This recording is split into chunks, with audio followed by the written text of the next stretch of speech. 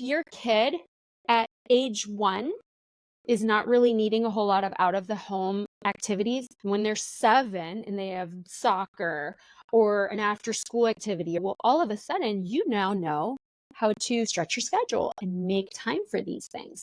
And then maybe you have another kid, and all of a sudden you are forced to learn how to integrate more than one schedule, more than one child, love more than one child, spend quality time with one more child. So where do we factor in our spouse?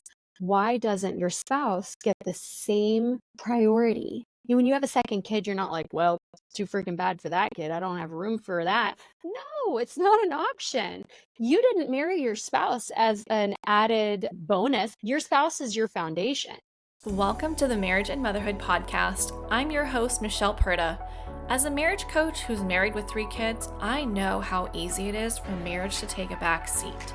But unlike your parents' marriage, your marriage can feel good while raising kids and doesn't have to feel hard. It can look like having each other's backs, even flirting and looking forward to spending time with each other. And I'm here to help you. So join me here each week as we dive into what it takes for your marriage to become something you enjoy again, from how to handle conflict better and bringing that spark back into your relationship. If you're ready for your marriage to feel good again, this podcast is for you. Let's dive in. Hello, welcome back to another episode of the Marriage and Motherhood Podcast. Today we are in for a treat because you get to learn from not just me as a marriage coach, but another marriage coach. Here I have Nevart Willborn. I'm so excited to have you. I recently met her and was on her podcast, and I was like, can we do a conversation on our show too? Because this is too good. And so I'm so excited to have you here, Nevart. Thank you so much for joining us to talk about childproofing your marriage, something I'm super passionate about. And I know that we share that passion together. So thanks for being here. Thanks, Michelle. I'm so excited to be with you. Yeah. Okay. So before we dive in, I would love to introduce to you all who she is and why she's here. So Nevart is a wife, a mom, a licensed therapist, and a marriage coach. She owns a group counseling practice in North Texas and an online marriage coaching program where she works specifically with married couples with children who want to reinforce and reprioritize their marriage after having kids. She also is the host of a podcast called Childproof Your Marriage. Yay! Okay, so let's get into the personal stuff first. Okay. Which city in North Texas do you live in? And how old are your kids? Ooh, okay. I'll start with my kid. I have a son and he is 11. I also have 2 dogs. I think those count as kids. I have For sure. Yes, I have a dachshund named Dobby. He's 6. And I have a Great Dane named Hagrid, who's 10 months old. Can you tell we love Harry Potter? Love that. So I live in a small city called Salina in the north of Texas. And my practice is in Frisco, which is close by too. So I kind of go between both. Hey, that is so awesome. I love Harry Potter. I've actually been going through the movies for the second time with my 7-year-old, and I cannot wait for us to start reading the books because they're they're lengthy, right? I don't want to overwhelm him. So we're getting through chapter books, and I'm gonna get ready for those longer, several 100-page books. Yep. No, it's a whole tradition. I love that you're doing that. It's awesome. Yeah. Okay, so what led you to specialize in this? I know for me, it was through personal experience and transformation, but what's your story? How did you get into working with people about their marriage and helping them reconnect and make it a priority again after having kids? Yeah, great question. So, as you said, I'm a therapist and I have been working with people just in the therapy world for years. 15 years probably.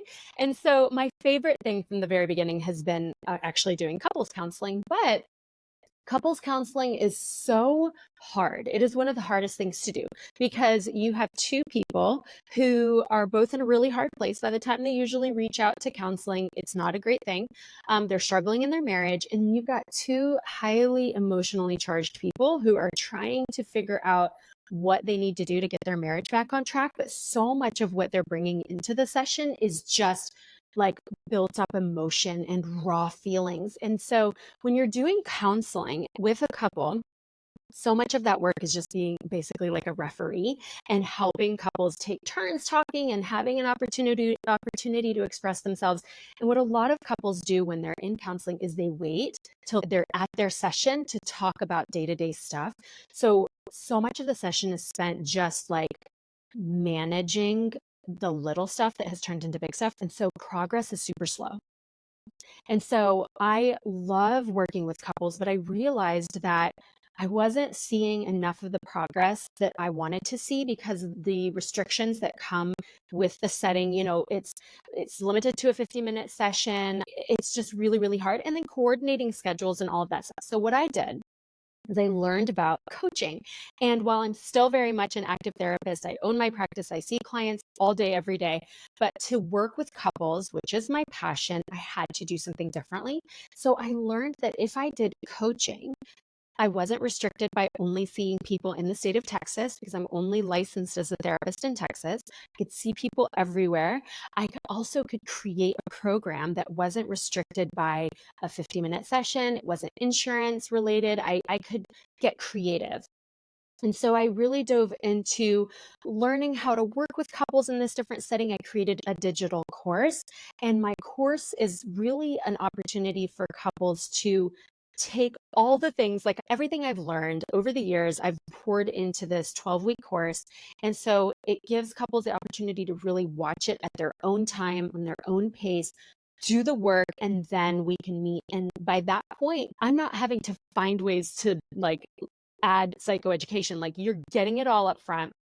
And then if you want to meet and we talk about it, then we can make more progress.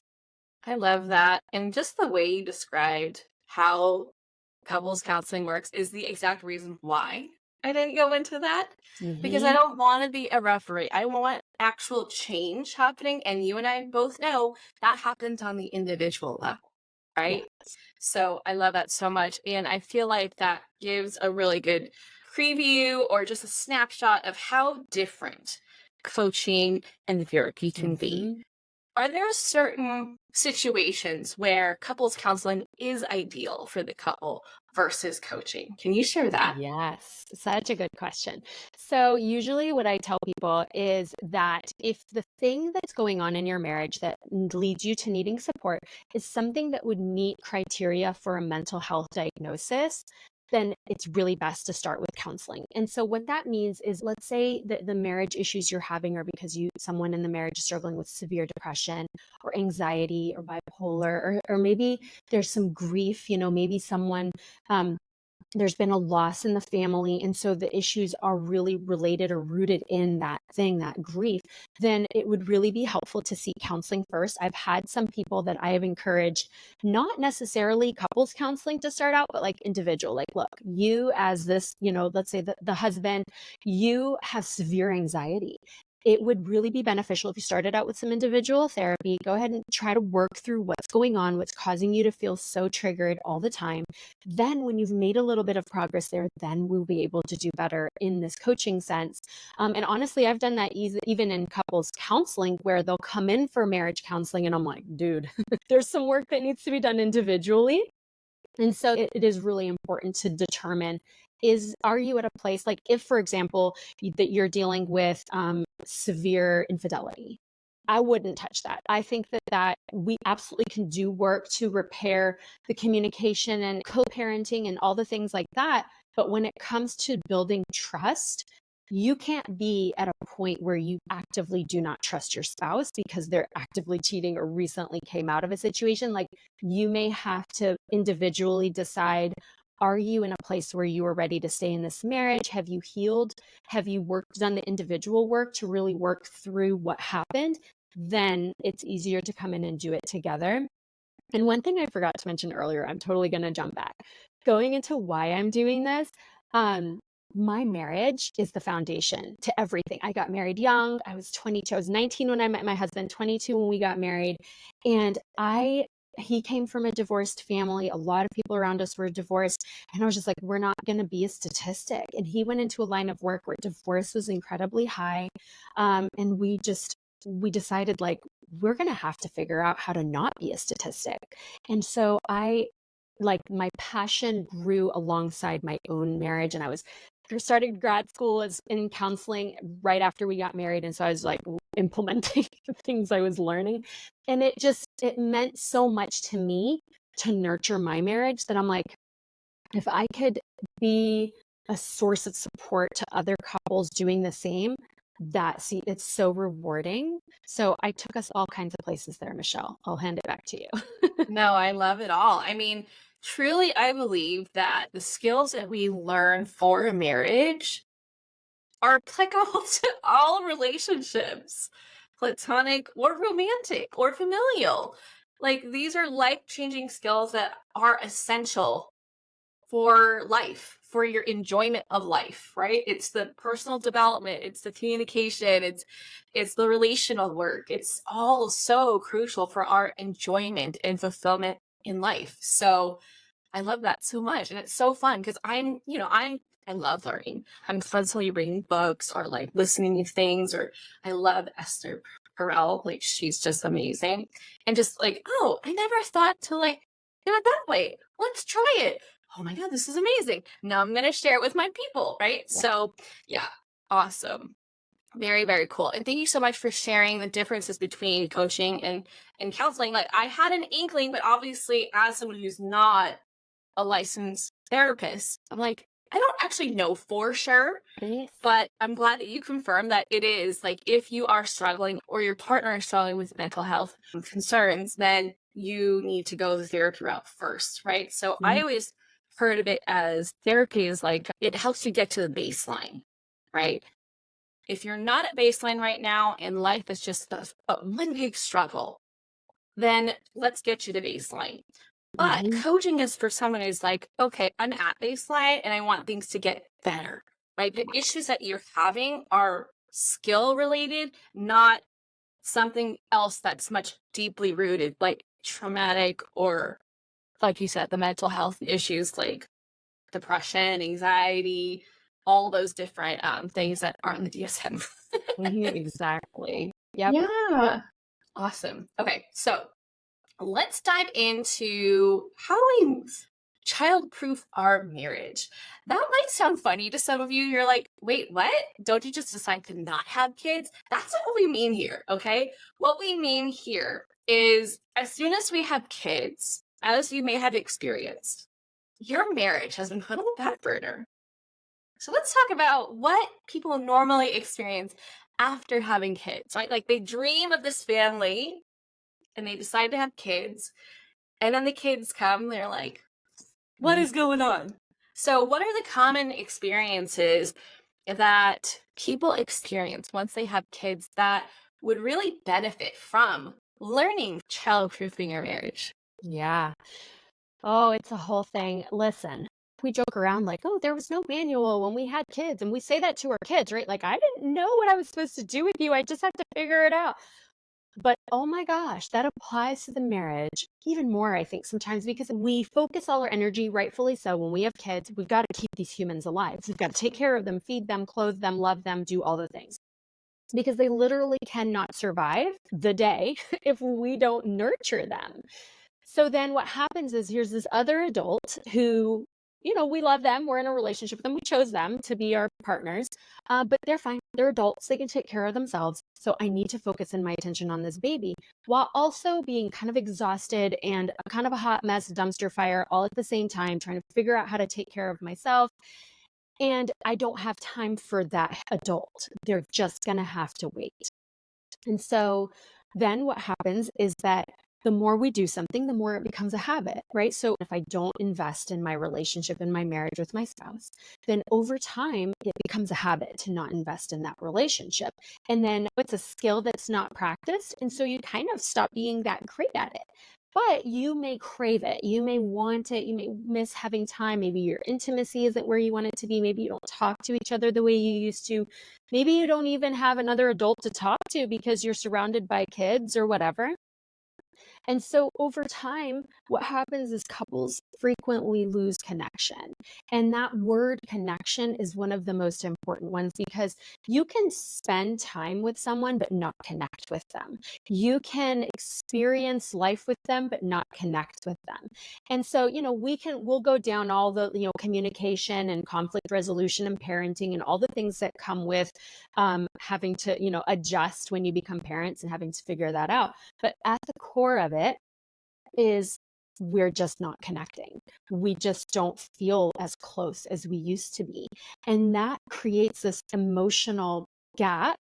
And that gap starts getting filled with other things. Sometimes it's other things that you literally have to do in your day. And sometimes it's filled with negative emotions, like maybe I'm mad at you, you're not helping me enough, you don't care, I'm kind of resentful, I don't even want to spend time with you. And it doesn't happen the same way for every couple, not at all. It is a very subjective experience, but the theme is that many couples experience a disconnect of some sort.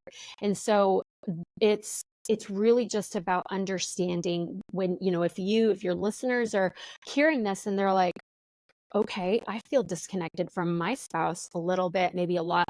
It's about really determining, what does that mean for you? Because there are some couples before they had kids who spent all their time together, and other couples before they had kids, they really didn't spend too much time together. They had their own hobbies and interests and they'd come back. So that starting point is going to depend on you and your marriage and your relationship. And so it's really figuring out what has changed. Has that change been positive or negative? And probably a little bit of both. And then how do you feel about it? Okay, I'm over here nodding, because if you listen to the show and you're a regular, you're like, okay, I'd heard this before. It's because it's true. Okay, this is Yes, also ma'am. true. This is not something that you're doing on purpose. So if you're like, oh gosh, that's totally me, we get it. Okay, we both are parents and we're both married, so we understand the demands of juggling all these types of dynamics as a mom, as a partner, if she works, and as an employee or business owner, as a family member, as a friend, whatever, as a neighbor. We are all wearing so many hats. And as you were sharing about how, we establish habits and connecting with your husband or not connecting with your husband, they're both habits. And it kind of takes me back to how we immediately forget to take care of ourselves, and how self-care is a habit, or not practicing self-care is a habit. And we get used to all this time that we have or not have, and we fill it with other things, and we get used to not doing things, right? Maybe before kids, you would go running every day to clear your mind or to get some exercise, and you would go hang out with friends on a regular basis to get that, to get your cup filled with relational support and all that stuff. But after becoming parents, then it's oh, well, that stuff is going to get shoved to the side because there are more important things going on. But I feel yes, to a certain degree, when they're babies, that makes total sense that you do need to scale back, because you now have a very demanding child who literally can't do anything for themselves. But what I see a lot of couples doing, and I went through this myself as well, for self-care and my marriage, is that as the child becomes more independent and less needy, we don't go back. We don't transition out of that perspective of, oh, my spouse doesn't need me as much, or I don't need myself as much. And we start to throw in things like, oh, now I got to take some play dates. Now I have to, curate your food, or I have to go all out on their birthdays and Pinterest it up, or sporting events, going to all the birthday parties, and just you're filling in that time and you're getting burned out, and you're still not feeling up for it, right? Your partner's like, hey, let's hang out. Or maybe you're like, hey, I want to hang out. But then at the end of the night, you're like, I'm so tired. Let's do it another night. But then it doesn't come, right? So what would you say to couples there that are at that space? They're like, I don't know what to do. I know that our marriage isn't where I want it to be. I know we've become that co-parenting roommate status. I hate it. But also, I don't know how to get out of this. What do we do? Mm-hmm. Good question. One of my favorite words is being intentional, because there is no time. There is no time. I've shifted to trying to have this mindset of I need to make time. Instead of saying I don't have time, I tell myself I need to make time, or I'm just not making time for that thing. And what that does is it gives me a little bit of power. It doesn't always fix the situation, because the reality is I'm still not making time. But if I can tell myself that I am capable of reprioritizing now certain things, there are just a lot of limits to how that's going to fit in the timeline, right? But there are other things that if I really was intentional, if I really determined that this thing was important to me, I could move things around. I could spend less time doing things that maybe are in my routine but aren't super important, or maybe the way that I relax needs to change, because if I can spend some time relaxing but maybe be more organized with that time, and I can make time to do these other household things, or I can make time for my spouse. But so being intentional is one. If you don't like where your marriage is, you have to understand your why. Like, what is the reason? Is it because neighbor across the street and her husband are going out every week? I don't do that, so I'm unhappy. So is that your goal, or is that the goal of the I wish I could be like my neighbor? So what is your goal? Is your goal I want to watch a show with my husband or my spouse this week, or I just want to get better at texting him or her throughout the day. I want to get better at calling while we're apart, or I just want to hold their hand a little bit more. Like, what is it that you crave? And honestly, I think so many couples think that to connect or reconnect or be in a better place in their marriage requires these like massive quantities of time and money. And I'm like, okay, if all you have time for today is a 10-second hug, you just connected with your spouse for 10 whole seconds. That might not seem like a lot, but have you tried hugging your spouse for 10 whole seconds? It is so comforting and rejuvenating. It's instead of rushing like hug, kiss, goodbye, it's let me hold you for 10 seconds. That is is a form of connection that really is different from many others. If you can set a reminder on your phone at whatever time of the day to text your spouse and say, hey, I love you, I hope you're having a good day, I would love to get that text. And I do get that text because my husband and I are intentional. I may not get it every day. I may not get it every week, but we make an effort to find ways to be intentional in the way we flirt with each other and spoil each other. And hey, I was at the store. He could run into Home Depot, see that they had my favorite candy, and then he'll show up with it because I'm a candy person, not a flowers. I don't care about flowers. Now, cookies, candies, I will be happy. So it's this mindfulness. Let me be mindful of my spouse. If I see something that I know he or she might like, let me just grab it. If I see a funny meme while I'm wasting my time scrolling Facebook and I know that that's something he would laugh at, let me just send it to him real quick. Connection is so creative. It's about finding creative moments, and it is about moments. It's not these massive times, it's these moments of connection. It's being okay sometimes with quality time connection, but also being okay with quantity time.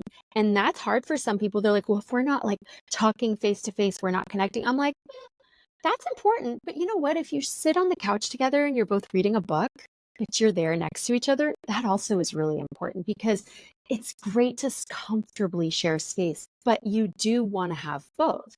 So I forgot your question, Michelle. You answered it. No worries. Right, we're good. I think, yeah, just reinforcing what you're saying is it's not always about let's go on a solo vacation together so we have uninterrupted time together, or oh, we have to go on a date every week. Spoiler alert, I'm a marriage coach and I do not go on a date every week with my husband because we don't have reliable childcare. Would I like to? Yes. But do we? No. And so when you're in this phase where you cannot do that, it's not feasible for you. It's all about the micro connections, right? Micro connections is what bridges your marriage, between the grander ones, the macro connections, right? The things that we think of, like, oh, for us to connect, that we have to have long, deep, open talks at night before we go to sleep, or we have to go on an actual date where we leave the house and we get dressed up, like whatever your definition of dating and connecting is. I want you to break it down and find that it actually can be a lot more simple. When we go to Costco by ourselves, I call it a date, and we'll hold Yeah. hands and we'll like go through the store and laugh and whatever and act like we're not parents, right? Like that in itself could be considered a date because it's just connecting, right? Or like you said, scrolling on your phone, I see a reel, and by sharing it with him, I'm saying, I thought of you. You're on my mind, right? So it's these like constant little ways. If you work from home, you could like go in for a hug, or if you're eating lunch together, you could put your foot on top of his. Like any way to say, I'm thinking of you, I want to be by you, I want to touch you, whatever your love language is, speak it, even if it feels small, right? Because any form of connection, small or big, is still a good thing. And that's like the food that nourishes your relationship. Yep. Yeah, girl, yes. All of it. And it's so interesting how complicated we make it. It's not that complicated. It doesn't have to be. Like, if there's something you want to do, go do it. If you feel like you're not doing your part on something, start working on it. If you want your spouse to start doing something, try talking about it. Like, and we're also not oversimplifying it. We're not saying, like, well, you can fix all your problems in one day. Like, no, it takes time. But like, if you want to build a muscle, if you want to start working out, like, one day going to the gym does nothing. Like, you have to nurture this. And even when you hit your goal, guess what? You still go to the gym because it has to be maintained. And one thing you said earlier about like self-care made me think of something.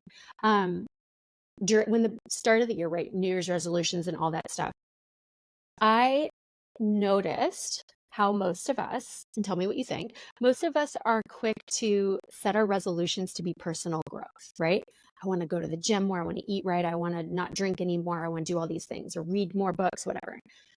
Very few people post relationship resolutions. And that was my thing. I was like, okay, I love seeing all these resolutions. I love it when people set goals, but I would love for you to take just a little bit of that time and ask yourself, what would your resolution be to invest in your marriage? How can you set a goal? And most people just don't, because we don't think of that as something in our control. I think so many people feel like it's just, oh, or just our marriage is struggling, or we just have too many other things to do. Yeah, that's true. I mean, your kids are just there. But why can't you dedicate more time to that? Why can't we decide that if I have, this much energy to give extra, it's not very much. Why don't we decide that a really good chunk of that goes to our marriage? It's a choice. It's not always a good, like an easy choice, because sometimes you really want to do these other things, but the reward, like if you sit and scroll Facebook for 20 minutes versus sitting and hanging out with your spouse and talking, laughing, catching up for 20 minutes, the value, the reward is so much different. And both are important. It's okay to check out and just scroll meaninglessly on Facebook. But kind of like you were saying, the nourishment, is that really nurturing our soul and our just filling our cup? Or is it just a time filler? Yeah, and I think this goes back to how important it is to be intentional, right? What's the ROI of what you're doing? And I'm not saying you have to be productive all of the time, okay? I love a good zoning out. Yes. But if it's interfering with what matters to you, what you want, then it's time to reanalyze, am I putting my intention and attention where I want it to be, right? Like if you want your marriage to become something different, if you want it to improve, then you've got to work your way backwards and consider, well, what kind of version of me do I need to be to have that? And am I doing those things? And look, I get it. It's not easy to look at yourself in the mirror and be like, I'm fucking this up. I'm not being who I need to be. That's not an easy task, but it's essential if you actually want to grow. You have to be willing to own your missteps or ways that you have opportunities to step up for your marriage. That's what it means to do the work, to prioritize it, right? It's not just going to be like, handed to you on a silver platter, like, oh, we reached 10 years. So all of a sudden it's going to be really awesome. I just can't with 10 because this year is my 10th anniversary, but Yay! yeah, I know, right? But like you have to continue working on it. This is like a journey that never ends. It's like personal growth. It's just we're never gonna get there, right? It's just always continuous improvement. And so yeah, if you want that satisfying marriage that's built on connection and trust and joy and partnership and all of the good stuff that you see other people have, or maybe you don't, and you're kind of like settling, right? You're like, well, my marriage is better than their marriage. Like on reality TV, I get that a lot. Oh, I'm so grateful for my husband because I'm so glad that we're like much healthier than that couple. But whatever it is, I want you to take a look at yourself and what you want. Like, forget everybody else, right? If you think that there's even just like a little bit that your marriage can improve, it is going to pay off in boatloads if you start to be intentional about working your way towards that. Yeah. So talk to me more about what other thing people need to start doing more of or less of to childproof their marriage. Yeah. So, my whole philosophy is that, I work with a lot of, in the therapy world, I work with a lot of individuals, right? So not everyone, actually most of my clients are not couples in therapy. And why I say that is because personal development is always happening. That's why a lot of the time people go to counseling is either something's going on, they want to work on improving it, or they're unhappy, whatever. So when you talk to, your show's mostly moms, right? When we're talking to the women, a lot of the times the women are the ones that are seeking this kind of information about how to improve their marriage, right? Wish it was different, but it's just how it is. And so what I always try to suggest, and my program is actually geared toward the couple, like they have to do it together. And so if you're listening to this and you care about your marriage, then you might sometimes feel like, well, what am I supposed to do? I'm doing all the things. Or, okay, I could work on improving some things, but like, what do I do with my spouse, my partner? Like, they're not jumping on this bandwagon. Okay, so step one is one of the hard steps, which is to approach your spouse and say, look, I'm not perfect. I will always have things to work on, but I am ready to do the work. Will you do it with me?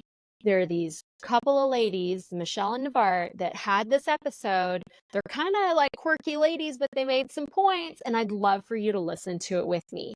Or, you know what? Here's some things that I've read in an article, or there's this program, this digital course, whatever. Like, will you do it with me? Or maybe you need to go to counseling. You need to make that decision. So step one is you need to get your spouse on board, because you cannot do this by yourself. And a lot of the times when we do all these things, and Michelle, you've taught your listeners so much value over the time that you've had this podcast and in your other work and in your group. So you've got all these women who've gotten all this gold and they try to implement it. But sometimes when they hit a wall, they feel discouraged. Like, well, okay, it's not working.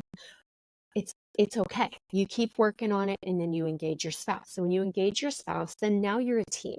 Because what you and I teach, Michelle, is that you can't grow as a team if you're not both investing the same amount of time to get better, right? So honestly, if most of these ladies are listening to this, if they have husbands, come at them with a sports reference. Hey, I want to be a good teammate to you, but I need you to work with me. And I want to really find a way for us to be a better team, because our team sucks. Like, we keep losing all our games and we just aren't in sync. And we're trying to, like, we get out there on the court and we're just a hot mess, and people think we'd never practiced together before. So you try to engage them. Owning your part is really, really important. Being able to say, here are the things that I know I need to do better. I know you've asked me before to do this, maybe spend more time together, maybe find a babysitter, and I'm really scared to find one because I don't trust people. I'm ready to maybe look into that. Can you help me?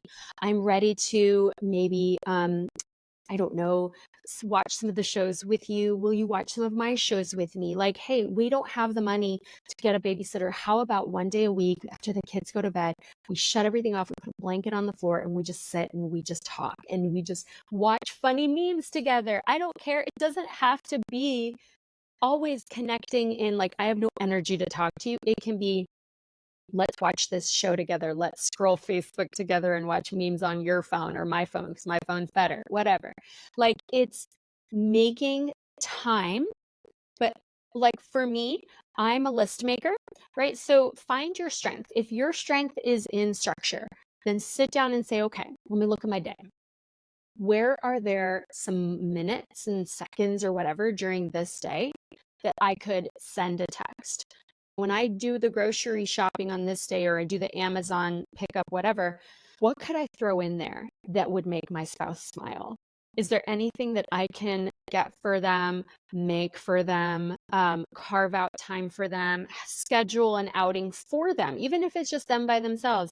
Reach out to the friends and have them all go out together. Like, what does your spouse like from you, from the world? How do you nurture that for them?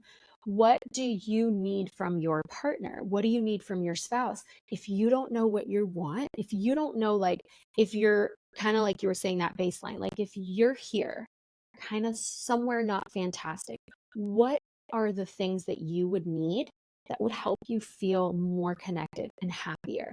So if you don't know what that list is made up of, then you're not really making any progress. You're running in a direction hoping it's the right one when you really need to be going the other way. So really pinpointing what you need to do and doing it with your spouse. If you say, hey, let's each take turns. We both get really snippy with each other when it comes to these kinds of household chores. So let's sit down and let's figure out a strategy to share these roles differently. If you both work, is one of you the default parent where one of you does take on more of the responsibilities? Have you had a conversation about who's doing what and when and why? Or is it just a role that fell on you and now you're kind of resentful? Like, communication, while that is so abstract, but the idea of being able to say, hey, I don't love this thing, can we talk about it, is so much better than letting it build up, getting so frustrated, and now you've snapped at each other, or you're giving each other the silent treatment, or you're just like wearing your emotions, exuding frustration, and your spouse is like, I'm just going to avoid you because clearly you want to punch me.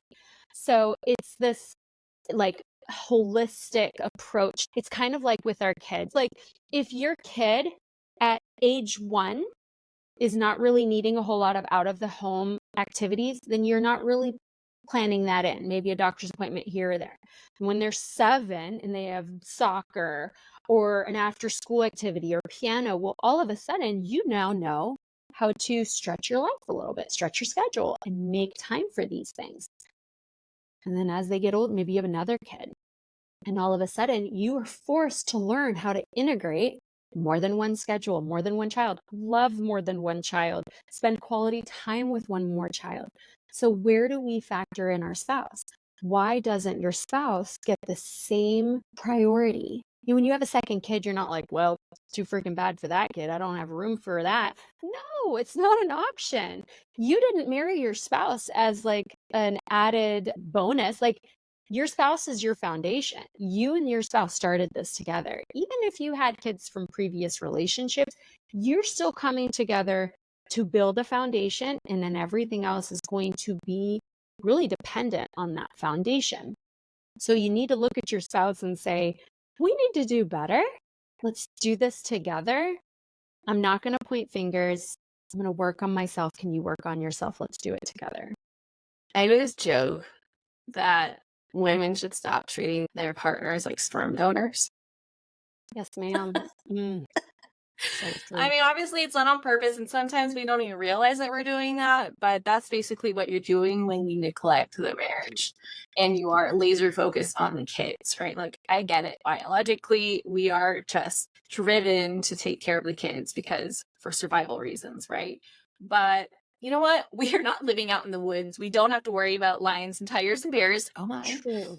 Right? Like, these dangers that our brains think are happening aren't actually real, and we are in charge of how we structure our day, what we say yes to, what we say no to. So whenever I sign kids up for something, I'm looking at the whole picture. Which day is best for this to happen? Because for me, it's a priority to have energy to connect with my husband multiple times a week.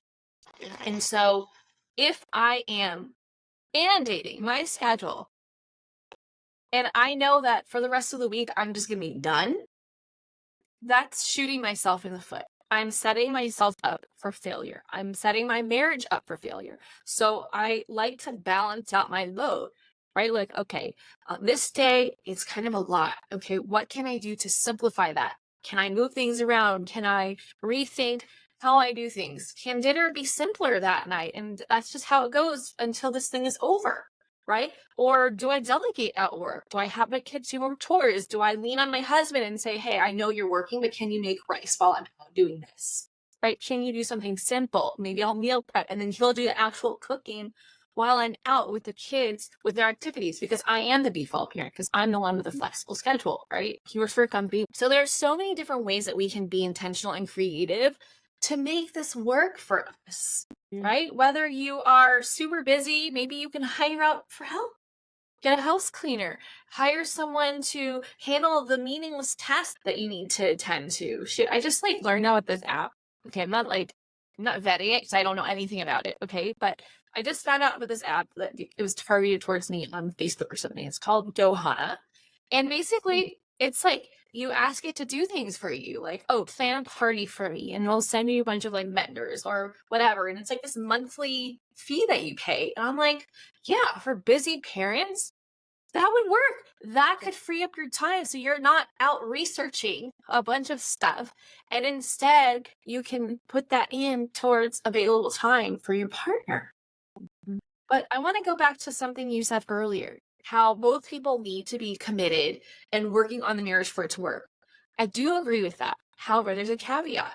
You don't have to both start the work at the same time for it to work. You can start first. And I know some of you listening and be like, why? Why do I always have to be the one? Okay.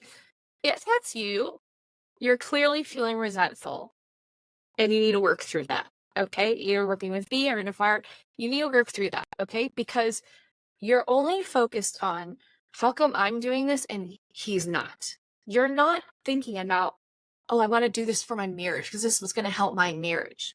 Now, I'm not saying that you need to be in a marriage where you do everything. Okay. That is not fair. That is not balanced. That's not something you deserve. You deserve to be given all the effort and all the intention and attention. But because of different life circumstances, sometimes it does take just one person to kick it off, to be more intentional, to be the person that looks in the mirror and says, you know what?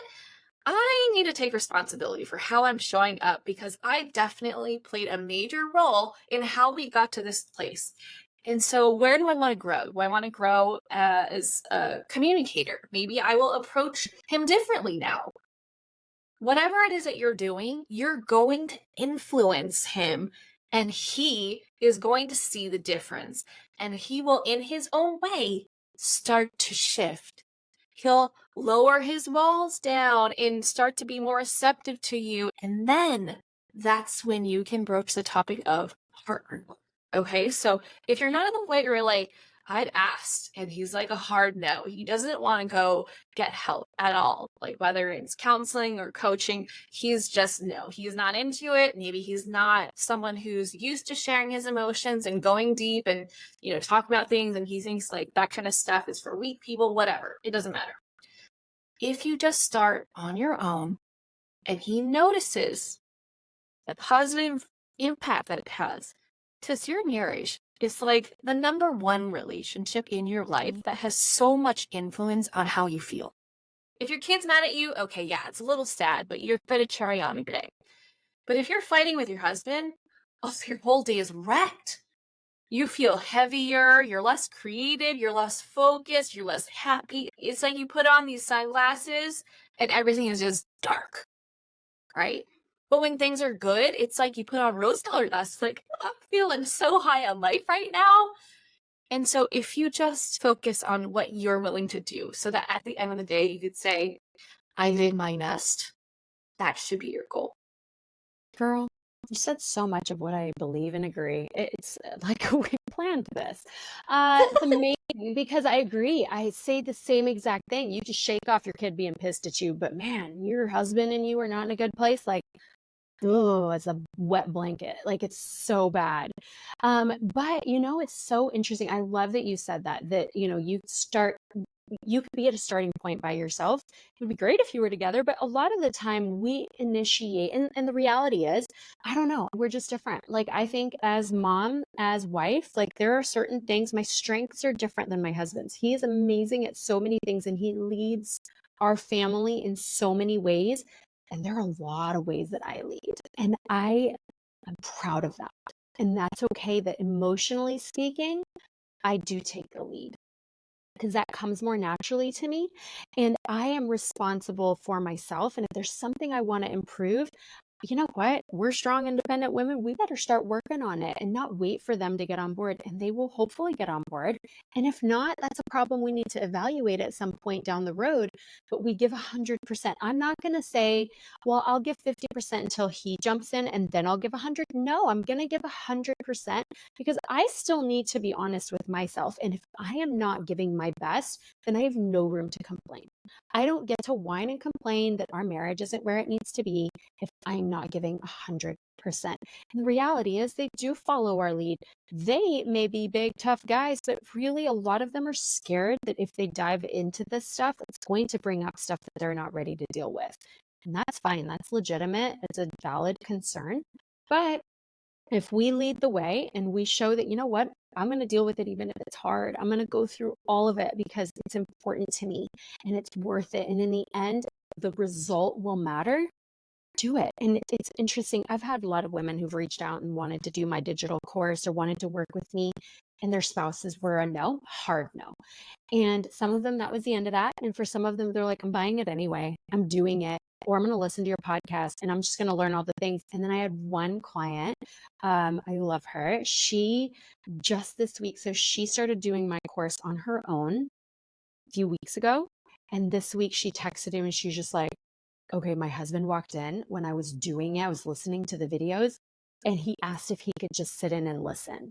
And that was it. Like he was a hard no, no room for change. And I don't know what was going on in his headspace that day. It was nothing I said in the video he walked in. I mean, I'd like to say I'm awesome, but he was in a headspace where he wasn't closed off, saw the work she was doing. Something resonated with him with the fact that she was sitting there and doing the work. And now they're doing it together. I hope it works out. I don't know, but for this week at least, he's done it multiple times. He's sat in and watched multiple of the modules. That's amazing. So you never know. You never know That's when amazing. they're ready. Yeah. And we also have to kind of like meet them where they're at, right? Like if you just look at societally, what have we been conditioned to prioritize as women? What have they been conditioned to prioritize as men? For us, it's been relationships, nurturing, right? Caring about what other people think. That's where the people pleasing comes from, right? Then go achieve something, go make something of yourself, go do something athletic or intelligent, whatever, right? And so if they don't have that background where their parents, like us, like where we're learning to do this for our kids, to bring in that emotional intelligence, no matter whether you're a girl or a boy, they're not going to be comfortable with that. Most women are way more comfortable with being vulnerable than men. And I like to say that although men may be the head, literally like the head of the family, we are the heart of the family, at least for now, with how we grew up. And so, yeah, it might take us to lead the process, but he might very well be catching up to you shortly after once he sees consistently that you are doing the work and you care so much about the relationship that you are willing to change how you're going about things for the greater good of the marriage. Okay, so don't discount how much power you have by going first. This isn't oh, here we go again. I have to do all the work. Why is it always up to me?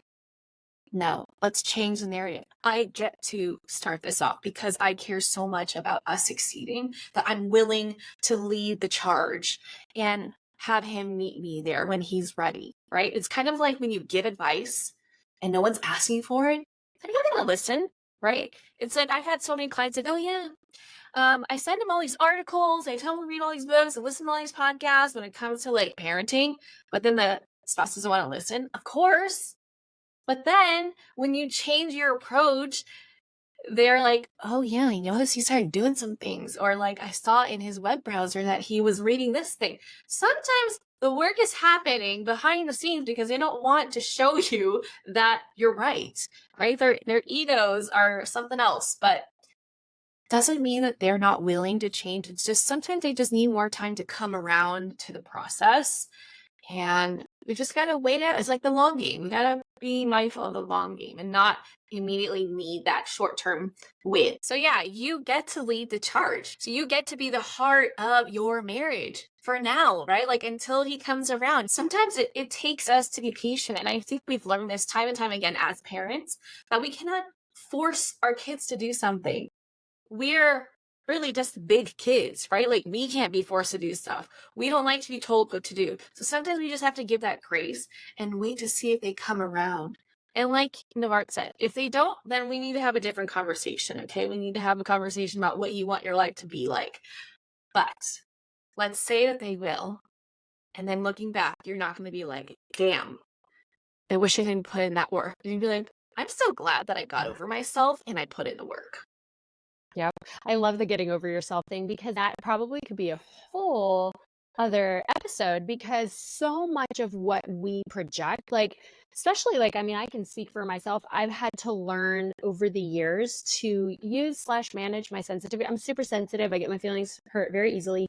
And early on in our marriage, that was a really big problem because I internalized his being a boy and just being a boy. Like he just operates differently than I do. And I didn't always know what to do with that. And so then I had expectations of a certain emotional response. And if I didn't get it, it was like, oh my God, what is that? Like hurt my feelings. And then I learned, I think it just comes with time and again, being intentional because I was annoyed with myself of how hurt I would get and how emotional I was. And so it was just like, I had to decide to be intentional and grow up. And it was a lot of work and I still work on it. But the emotions and the insecurities that we carry into our relationship, and this is where sometimes we need individual therapy, you got to know how you're kind of shooting yourself in the foot. You know, you and your spouse may not be as bad off as you think you are. You just need to learn to listen and speak the same language, as similar as you can, you know, but it takes practice. Yeah, I think that's like a huge life lesson for me too, that just because I get upset doesn't mean that they were intending for me to get upset, right? Like the way we perceive what people say is largely dependent on how we grew up and our past experiences. And they're all different, right? Because no one has a life exactly identical to yours, even down to the sibling level, right? Like my response to how I grew up is completely different to my sister's response to how we grew up or my brother's. We're all completely different. And if we can just honor how we're each different and know what our own narratives are, what we're bringing into the relationship, and get more curious rather than just coming in with all these expectations. Like you said, like you're super sensitive and you expected your husband to respond to you a certain way. And when he didn't fulfill that expectation, you're like, what the fuck? Right? Same thing. But the more I got to know my triggers and my responses to things and what my personal expectations were, I learned to communicate more on that level. Because the more we can inform our partner, the more they can consider when they decide how they want to broach things, how they want to respond to things. And we can become more accepting of, oh, I think that I'm getting upset right now because you said this. Can you tell me what you meant, but like in a different way? Because I'm getting triggered right now and I know you're not trying to upset me. Just the other day, my husband was just like being super loud and that's like not normally him, and like being really goofy. And I, instead of like ignoring him or playing along and laughing, I was annoyed. And I was like, I must be getting my period soon because whatever you're doing right now is really annoying me. So like that's way different than what I used to do, right? How I'd snap at him, be like, can you just shut up? Or like, whatever. Yep. But like that's the difference, right? It goes from potentially turning into like a massive fight to calling yourself out and just stating it as like matter of factly as possible, and just like, okay, yeah. He's like, actually, you are like, you're about to get your period, so that makes sense. And then that was Okay. that. It was dead.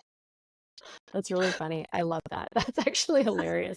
Good teamwork. He didn't throw it back in your face. He just validated that you're human. And that's the thing. And I know that we're running out of time, but like, girl, we're just gonna have to do more of these, because defensiveness, we didn't even talk about that. Like, we have so much of our own stuff. And like you said, even your experience with your sister was different, growing up in the same exact home.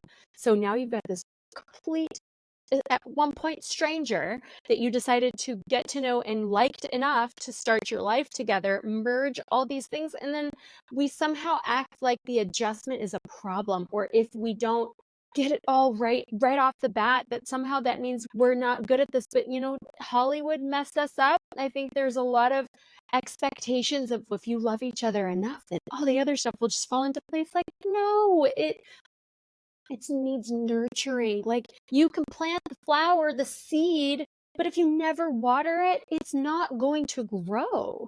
You are responsible for nurturing it and taking care of it. It doesn't have to be exhausting all the time. It's exhausting sometimes, but I assume you married this person because you like them at some point. If you don't today, let's work on that.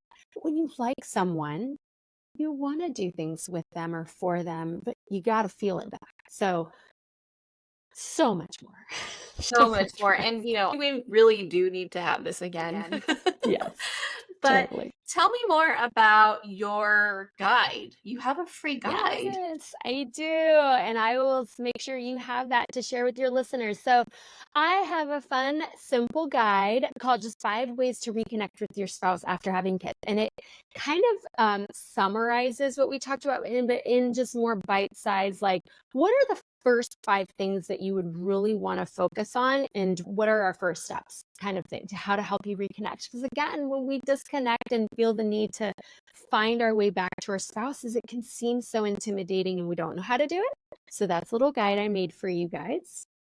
Amazing, amazing. And if people want to connect with you, where's the best place to find you? Yes, I'm on all the socials except TikTok. I need to venture maybe into the world of TikTok. But the best, all the links to all my socials are actually on my website. It's nevartwillborn.com.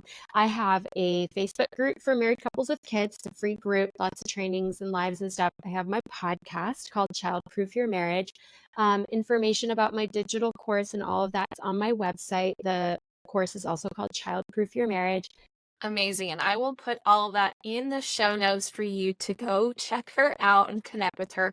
And if you do, let her know that you found her from the show. Okay. And if you ever have a topic that you want to hear us cover again, 2 marriage coaches here tackling the issue, let me know. Okay. Send me an email, send me a message on Instagram, wherever you want to connect with me. And thank you for sharing all of that with us. Before I let you go, though, I love to ask my guests one question so listeners can get to know my guests better. Are you ready? I'm ready. Okay. So, being a marriage coach, I love reality shows, especially the relationship ones. Do you watch those, and which one's your favorite?